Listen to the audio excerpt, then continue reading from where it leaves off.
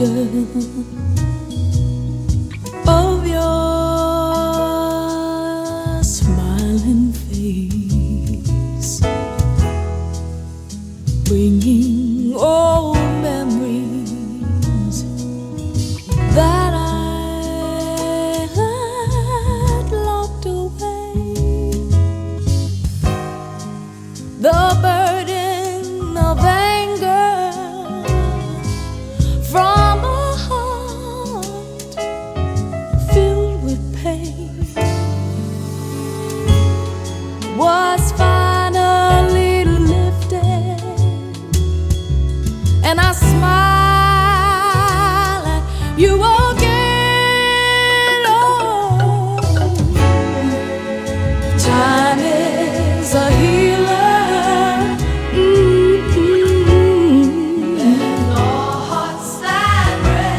Then all hearts that break are put back together again. 'Cause love heals the wounded makes. I spoke such harsh words before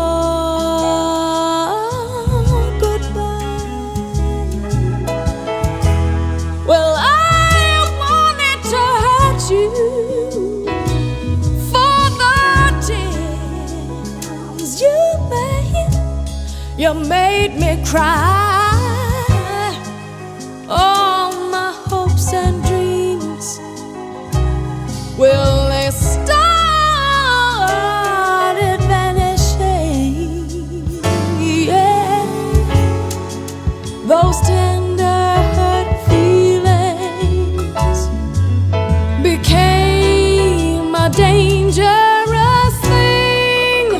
Oh, if time is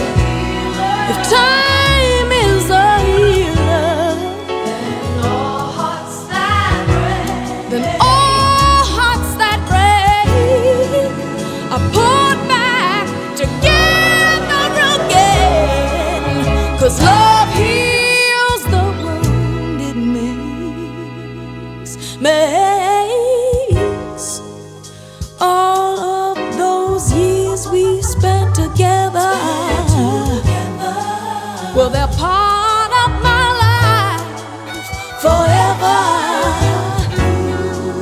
I hold the joy with the pain,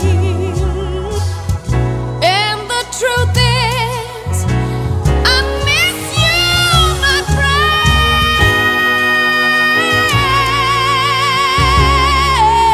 Well, time is a healer.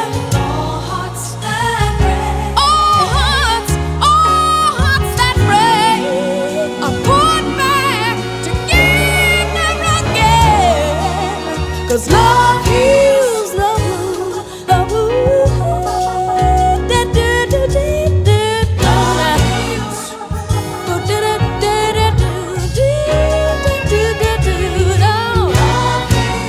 The wound in me.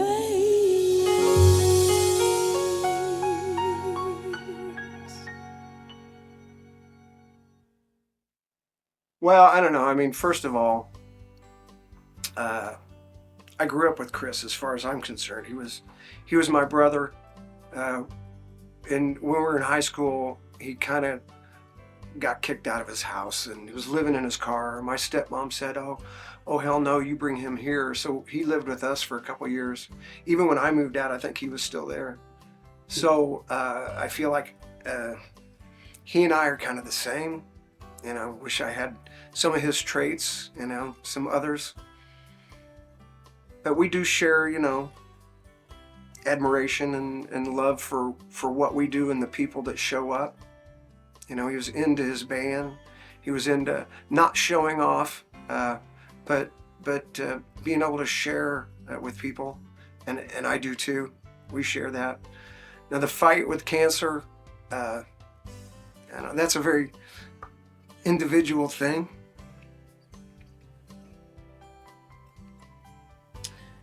But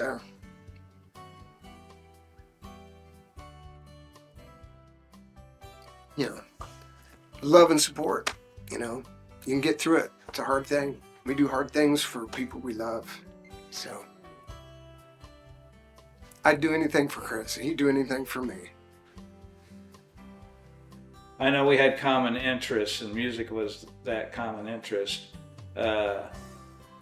And sound, you know, he was into doing sound, and that was one of his bucket lists, so to speak. And he and I both were getting into that about the same time. And so we would get together and discuss what our thoughts were on how sound should be, and I'm talking about running sound for bands and that sort of thing. And but one of the other things that we would do together is we would get together and split wood. And now that I think about it, he told me he had this dream after we had met each other and he found out where I lived. I lived in the neighborhood that Chris grew up in. And he said he had this dream that his car was kind of airborne and he was just kind of floating in the air in his car. And he looked down and he said, "Well, there's where Kevin lives." And I thought, well, that's must have been some good stuff there. But and he had made that comment, and then, you know, after that, you know, we just we would get together and split wood, and he would always talk about how he grew up in that neighborhood. There was a creek, and that creek is there. It's Little Buck Creek, and they used to hang around the creek, him and all the neighborhood kids. There was also the railroad track there that runs across Southport, and they would hang out around the track like all youngsters would do, sort of thing, I guess, if they, back in those days anyway, you could get by with it. And he was telling me about how they got a bunch of cardboard boxes, and they had this great idea. They were going to put these cardboard boxes on the railroad track, and then they were going to light them on fire. I don't know to see if the train would go through it or what the deal was, but they did that, and I guess the police came and that sort of thing. I don't know if they ever found out who did it, but it was one of those things that I guess at that time teenagers would do, and they got by with it, I guess, but they would never even consider, you know, something you would never consider, how did I do that or how did I get by with it, sort of thing. But he really enjoyed growing up in the neighborhood that I live in today. Mike, Ryan, and I were in middle school. I still believe that we were still in middle school. We were probably all pretty stoned at that time, so it's hard to tell. But we were jamming in Dwayne Gates's basement, and Chris showed up and brought his amplifier. He had this Ampeg amplifier, this little box. You lift the top of it off, turn it upside down, and put it back. And then when you're done with it, you lift it and put it back in the. It's a cool amp. Anyway, Chris and Mike and I, man, that was it. We were brothers from then on. It was like we played and jammed together for the rest of our lives. My first impression of Chris. Oh, I don't know. Yeah, I guess my first impression was that, yeah, we were just meeting, so he was a rock star. You know, I think he was a year older than Mike and I. But we thought, wow, cool. Yeah, he came with this red SG bass and that Ampeg amp. And I thought, wow, that was my first impression. He's got his shit together. When did I learn about his cancer? It took a long time for him to find out. It's one of those deals, and I've seen other friends do this too, where they're feeling pain and feeling odd, and for a year or two complaining about, stand up and go, oh, sciatic nerve or something. That's what he kept complaining about.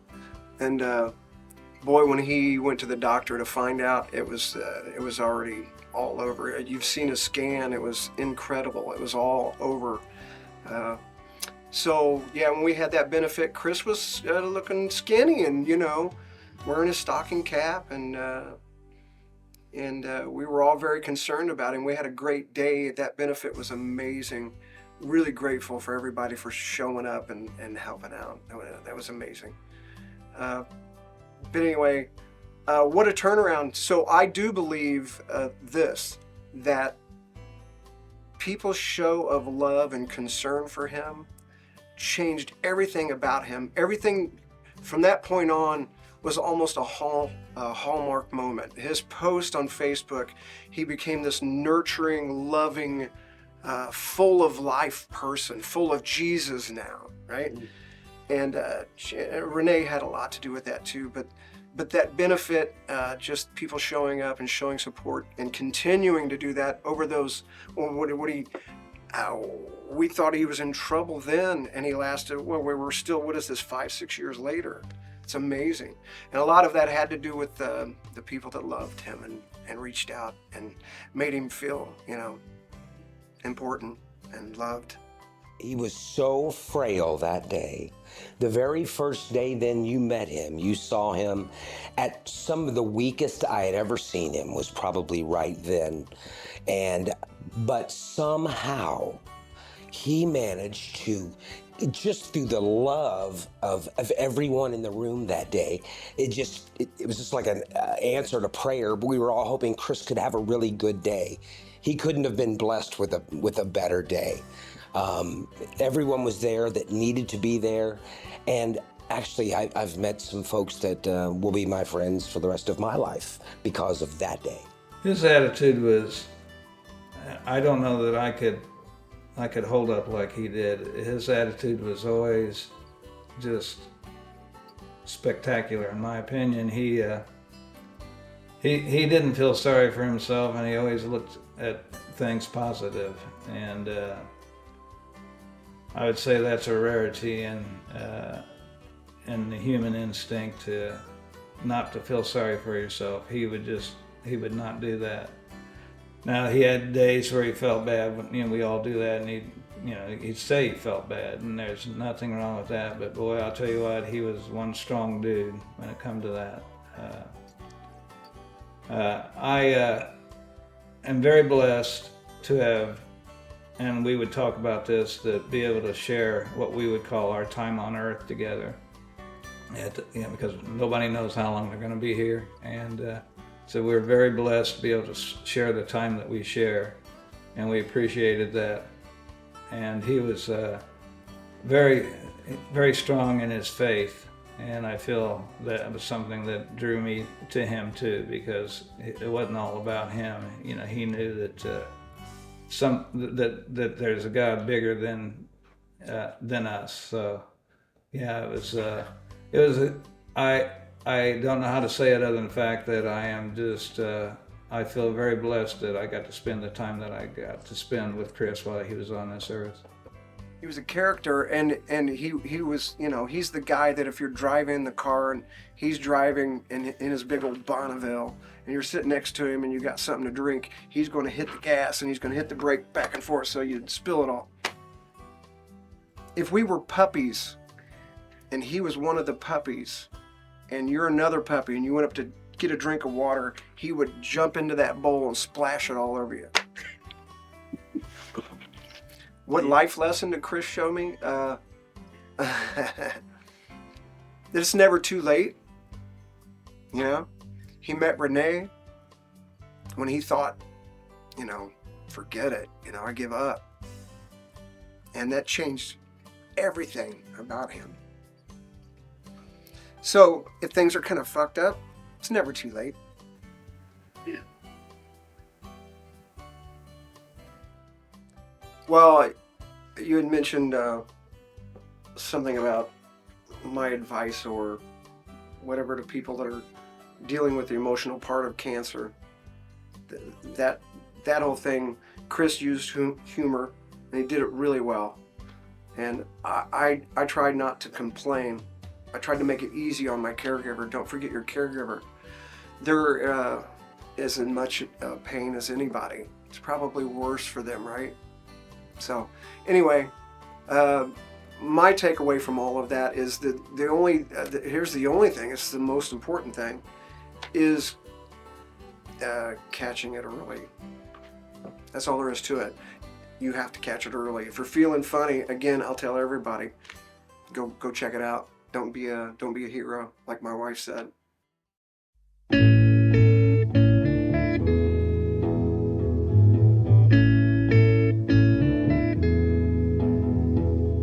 are places I remember all my life, though some have changed, some forever, not for better. Some have gone and some remain. All these places have their moments with lovers and friends I still can recall. Some are dead and some are living. In my life, I've loved them all. But of all these friends and lovers, there is no one compares with you. And these memories lose their meaning when I think of love as something new. Though I know I'll never lose affection for people and things that went before. I know I'll often stop and think about them. In my life, I love you more.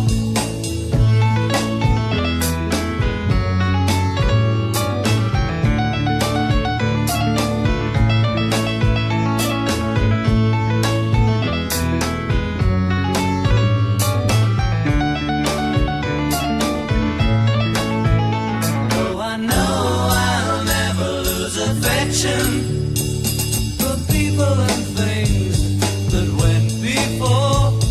I know I'll often stop and think about them.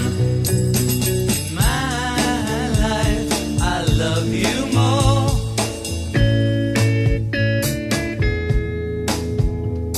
In my life, I love you more.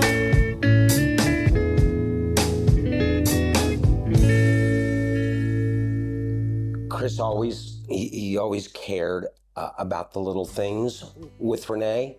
He would say, now Renee's gonna wanna do this, Renee's gonna wanna do that, and she's gonna wanna, probably wanna have me park over here or do this or do that.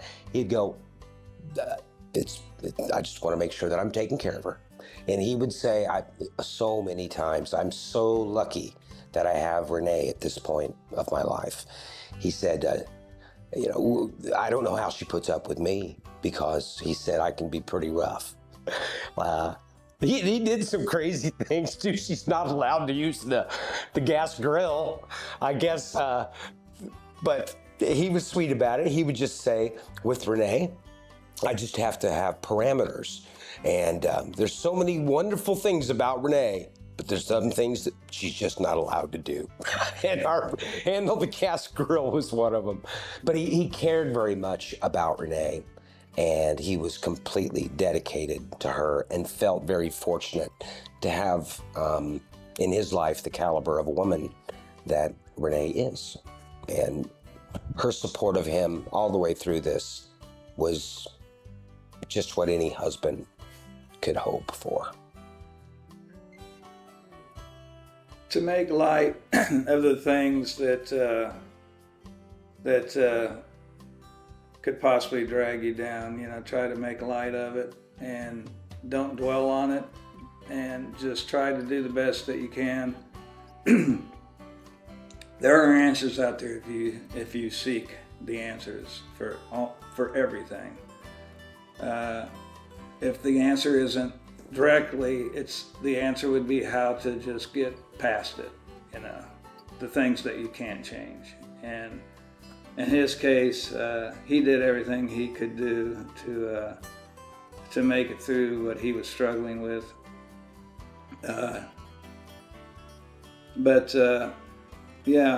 Just try to remain positive and stay in contact with your friends and your loved ones. And he wouldn't be afraid to say that he loved you, and I loved him, and we would say that a lot. It wasn't until later that I realized there at the end that Chris had a network of folks that he talked to every day. And he was smart enough and humble enough to know his situation and to know that people are my life force. and they give me the joy, the happiness, just knowing that they're my friends, and they will say just the right things, and sometimes we'll say the wrong things. But we always wanted to talk to him, and he wanted to talk to us. And it wasn't until later that I realized the depth of just how many life circles around this tree there was Chris Cavender. But I didn't know how many rings there were. It was substantial. People like Todd and Rebecca, friends with Chris Ornay, but his good friend Todd spoke to him every day. His great friend Ted McKay spoke to him every day. And Ted had suffered with illnesses of his own, and they were able to support each other. And when I was at the hospital watching people pour in, I could see that everybody was just like spiritually giving him a drink, you know? Thing was, we were the ones that left quenched.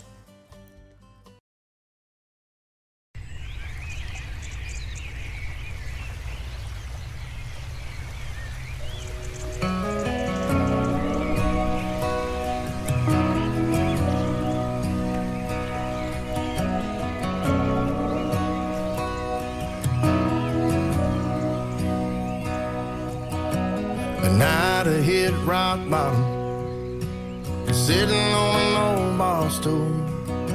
He paid my tab and put me in a cab, but he didn't have to, 'cause he could see I was hurting. Oh, I wish I'd got his name, 'cause I didn't feel worth saving, but he saved me just the same.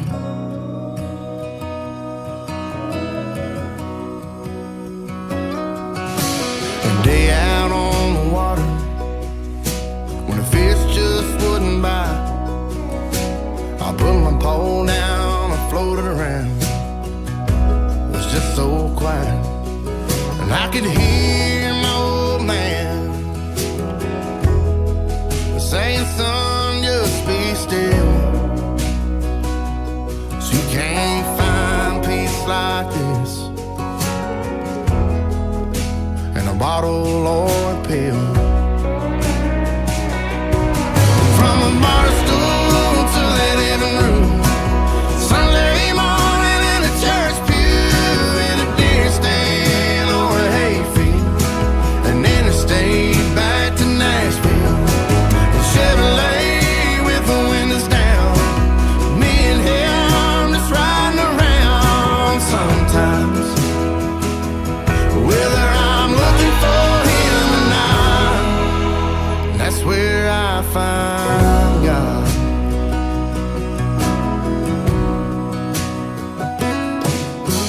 Sometimes late at night, I lie there and listen to the sound of her heart beating, and the song the crickets are singing. I don't know what they're saying, but it sounds like a hymn to me. No, I ain't too good at praying, but thanks for everything.